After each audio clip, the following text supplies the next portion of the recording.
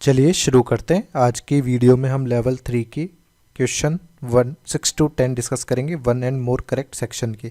Let's start from question 6। Question 6 में हमें बोला गया है which of the following species are super octet molecule, यानी सेंट्रल एटम के सराउंडिंग में मोर देन 8 इलेक्ट्रॉन हमारे पास किस में होंगे देख लेते हैं। हमारे पास AlF3 मॉलिक्यूल यदि अपन बनाते हैं तो एल्यूमिनियम बोरोन फैमिली में जिसके 3 वैलेंस इलेक्ट्रॉन है, जो तीनों के तीनों ही हमारे पास एल्यूमिनियम से कनेक्टेड हो गए, कोई भी लोन पेयर यहाँ पर होगा नहीं। तो अपन यहाँ पर देखें 2 इलेक्ट्रॉन 2 2 टोटल एल्यूमिनियम की सराउंडिंग में कितने इलेक्ट्रॉन है 6 इलेक्ट्रॉन। तो ये ऑक्टेट रूल को फॉलो नहीं, ऑक्टेट इन मोर देन 8 इलेक्ट्रॉन नहीं हो रहे हैं, ये हाइपोवेलेंट है। इसी तरह से SiCl4 की बात करें तो सिलिकॉन कार्बन फैमिली का है, इसके वैलेंस इलेक्ट्रॉन्स 4 है, जो चारों के चारों बॉन्ड बना चुका है, इसलिए सिलिकॉन के चारों तरफ कितने इलेक्ट्रॉन होंगे 8 इलेक्ट्रॉन। इसी तरह से जीनोन की बात करें, जीनोन नोबल गैसेस है, 8 वैलेंस इलेक्ट्रॉन है, जिसमें से 2 फ्लोरीन के साथ बॉन्ड बनाने में यूज़ हो जाएंगे, बाकी बचे 6 जो कि लोन पेयर्स के फॉर्म में प्रेजेंट रहेंगे। अब यहाँ पर अपन देखें तो 6 इलेक्ट्रॉन्स तो लोन पेयर पे प्लस 2 इलेक्ट्रॉन इन बॉन्ड्स की वजह से, तो टोटल जीनोन के सराउंडिंग में कितने इलेक्ट्रॉन है 10 इलेक्ट्रॉन। तो ये सुपर ऑक्टेट मॉलिक्यूल है। सिमिलरली ICl3 की बात होगी, ICl3 में आयोडीन के पास वैलेंस इलेक्ट्रॉन 7 होते हैं, जिसमें से 3 हमारे क्लोरीन के साथ बॉन्ड बना लेंगे, बचे 4 जिसमें से 2 करके लोन पेयर के फॉर्म में रह जाएंगे। तो इस तरह से टोटल ये कितने होंगे 3 + 2 5, यानी टोटल 10 इलेक्ट्रॉन्स हो जाएंगे। ये दोनों सुपर ऑक्टेट मॉलिक्यूल्स में कंसिडर होंगे, इसलिए option C and D are correct answer. Next है 7th, which of the following statement is incorrect. Incorrect अपने को आइडेंटिफाई करना है। सबसे पहले अपन देख लेते हैं sigma bond is weaker then A pi bond. Sigma bond जो होता है वो वीकर है, नहीं, गलत बात है, ये फॉल्स स्टेटमेंट है, क्योंकि सिग्मा बॉन्ड जो होता है स्ट्रॉन्ग बॉन्ड होता है because of axial overlapping. Axial overlapping more होती है कंपेयर टू लेटरल ओवरलैपिंग, तो ये स्ट्रॉन्ग होता है कंपेयर टू पाई बॉन्ड। ठीक है। There are 4 coordinate bonds in NH4+ ion. NH4+ ion में हमारे पास कोऑर्डिनेट बॉन्ड केवल एक ही होता है। यहाँ पर जो NH3 मॉलिक्यूल है वो अपना लोन पेयर डोनेट करता है किसको H+ को, तब हमारे पास जाके NH4+ आयन बनता है और इसमें एक ही कोऑर्डिनेट बॉन्ड है, इसलिए ये भी फॉल्स स्टेटमेंट है। इसे बोला गया the covalent bond is directional in nature. तो ये सही बात है, जैसे कि हमारे पास due to directional nature covalent compounds में अपने को आइसोमेरिज्म भी ऑब्जर्व होती है। जैसे एक मॉलिक्यूल अपन ने बना दिया इस तरह से, एक ही कंपाउंड है, यहाँ पर यदि मैं इस डायरेक्शन में बना रहा हूँ तो इस डायरेक्शन की वजह से अपने को डिफरेंट अरेंजमेंट दिख रहा है मॉलिक्यूल का, बट मैं इसी मॉलिक्यूल को सिंपल स्ट्रेट कार्बन चेन में ही अटैच कर देता तो अपने को डिफरेंट मॉलिक्यूल मिलता। तो ये दोनों मॉलिक्यूल एक दूसरे के आइसोमर्स है, 1 2 3 4 5 1 2 3 4 5 आइसोमर्स है, और आइसोमर्स भी due to directional nature of covalent bond की वजह से हो रहा है। आयनिक बॉन्ड्स जो होते हैं वो नॉन डायरेक्शनल नेचर के होते हैं, तो ये ट्रू स्टेटमेंट है। फिर बोला गया HF is less polar than HCl। तो ये बिल्कुल सही बात नहीं है, HF ज़्यादा पोलर होगा क्योंकि हमारे पास इलेक्ट्रोनेगेटिविटी जो है वो फ्लोरीन की ज़्यादा है, किससे, क्लोरीन से, जिसकी वजह से यहाँ पर जो del+ चार्ज होगा वो ज़्यादा क्रिएट होगा, मोर del+ चार्ज, del- चार्ज भी ज़्यादा क्रिएट होगा। तो पोलैरिटी की बात करें तो HF is more than HCl, ये भी हमारा फॉल्स स्टेटमेंट हो जाएगा। तो फॉल्स स्टेटमेंट ये आइडेंटिफाई करने थे यहाँ पे, A, B and D is the correct answer. Next है which of the following species are capable of forming a coordinate bond with BF3। तो हमारे पास BF3 में बोरोन के पास में वैकेंट ऑर्बिटल है, वैकेंट ऑर्बिटल में डोनेशन देने के लिए कौन कौन सा अवेलेबल है।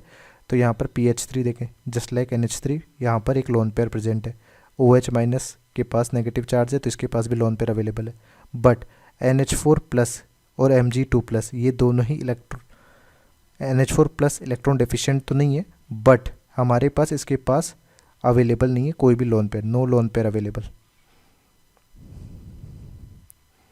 और Mg2+ तो खुद ही इलेक्ट्रॉन डेफिशिएंट है, क्या इसके पास भी कोई लोन पेयर नहीं है तो ये डोनेट कर सके for formation of coordinate bond. ठीक, इसलिए केवल PH3 और OH- जो है वो अपना लोन पेयर डोनेट करके BF3 के साथ कोऑर्डिनेट बॉन्ड बना सकते हैं, इसलिए option A and C are correct answer. Next 9th, ionic bonds in general do not possess. तो हमारे पास जो आयनिक कंपाउंड्स होते हैं उनके लिए बोलते हैं तो सबसे स्ट्रॉन्गेस्ट बॉन्ड होता है आयनिक बॉन्ड, जिसकी वजह से इसमें high melting point, high boiling point होता है due to strong bond of ionic तो हमारे पास ये पहला पॉइंट हो गया। इसके अलावा इसमें जो बॉन्ड्स है वो नॉन डायरेक्शनल नेचर के होते हैं। नॉन डायरेक्शनल नेचर से क्या मतलब है, जैसे कि हमारे पास Na+ और Cl- की बात कर रहे हैं। अब Cl- को आप यहाँ पे रखें या किसी और डायरेक्शन में रखें, उससे कोई फ़र्क नहीं पड़ रहा है। इनके बीच का जो इलेक्ट्रोस्टैटिक अट्रैक्शन है वो सेम ही है, ठीक। तो किसी भी डायरेक्शन में रखिए, आयनिक बॉन्ड के नेचर में कोई चेंजेस नहीं आ रहे हैं, इसलिए नॉन डायरेक्शनल नेचर का है। इसके अलावा आयनिक कंपाउंड्स जो होते हैं ये सॉल्युबल होते हैं किसमें, पोलर सॉल्वेंट्स में, soluble in only polar solvent. Generally ये नॉन पोलर सॉल्वेंट में क्या होते हैं, इनसॉल्युबल होते हैं। तो इसके बेसिस पे अपने को देखना है any compounds in general do not possess, कौन सी प्रॉपर्टीज शो नहीं करेगा, high melting point and non directional bond.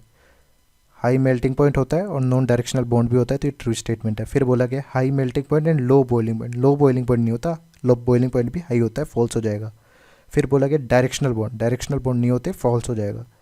फिर बोला गया high solubilities in polar and non polar, polar में हाई सोल्युबिलिटी होती है बट नॉन पोलर में ये लगभग इनसोल्यूबल ही होता है, इसलिए ये स्टेटमेंट भी हमारा क्या हो जाएगा, यहाँ पर हो जाएगा फॉल्स। तो हमारे पास फॉल्स स्टेटमेंट ही आइडेंटिफाई करना थी, तो B, C, D is the correct answer. Next है टेंथ में हमें क्या बोला गया है, correct stability order of metal cation. तो यहाँ पे देखिए लेड और टिन, तो यहाँ पर कार्बन, सिलिकॉन, जर्मेनियम, टिन और लेड। अब ये जो फैमिली है कार्बन फैमिली, इसकी जो ऑक्सीडेशन स्टेट्स पॉसिबल हो +2 और +4 है, मैक्सिमम पॉसिबल स्टेट +4 है due to 4 valence electrons. But top to bottom जाने पे हमारे पास जो लेस ऑक्सीडेशन नंबर होगा वो ज़्यादा स्टेबल होगा due to inert pair effect. तो टॉप टू बॉटम जाने पर due to inert pair effect, जिसमें outer most NH2 electron bonding में पार्टिसिपेट नहीं करेंगे, तो हमारे पास lower oxidation state is more stable. तो Pb2+ is more stable than Pb4+, but इससे ऊपर जो भी दिए हुए एलिमेंट्स उनके लिए हायर ऑक्सीडेशन स्टेट ज़्यादा स्टेबल होगी। इस तरह से germanium +4 is more stable then germanium +2। तो यहाँ पर केवल ये सबसे लीस्ट लेड पे इनर्ट पेयर इफेक्ट एप्लीकेबल होगा।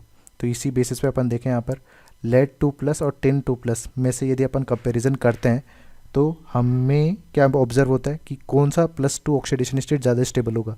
यहाँ पर टिन 2+ के बजाय टिन 4+ में स्टेबल रहना चाह रहा है, बट लेड 2+ की में ज़्यादा स्टेबल रह रहा है। तो स्टेबिलिटी की यदि मैं बात करूँगा तो Pb2+ जो होगा वो मोर स्टेबल होगा compare to tin 2+ due to inert pair effect. Similarly B में अपन बोले, बी में हमारे पास Pb2+ ज़्यादा है स्टेबल Pb4+ से, ठीक है। तो ये ट्रू स्टेटमेंट है। इसके बाद टिन 2+ और टिन 4+ में से अपन देखें तो यहाँ पर हायर ऑक्सीडेशन स्टेट ज़्यादा स्टेबल होगी टिन 4+, टिन 2+ से। केवल इनर्ट पेयर इफेक्ट कहाँ एप्लीकेबल हो रहा है, लेड के केस में, यानी टॉप टू बॉटम जाने पे सबसे लास्ट वाले एलिमेंट्स में जो ग्रुप में सबसे एंड में आ रहे हैं उन पे ही मोस्टली एप्लीकेबल होता है। इसी तरह से Pb4+ और टिन 4+ में देखें तो हमारे पास Pb2+ ज़्यादा स्टेबल होता है compare to Pb4+, but higher oxidation state किस में ज़्यादा स्टेबल होगी, टिन 4+ में। तो ये भी एक ट्रू स्टेटमेंट हो जाएगा।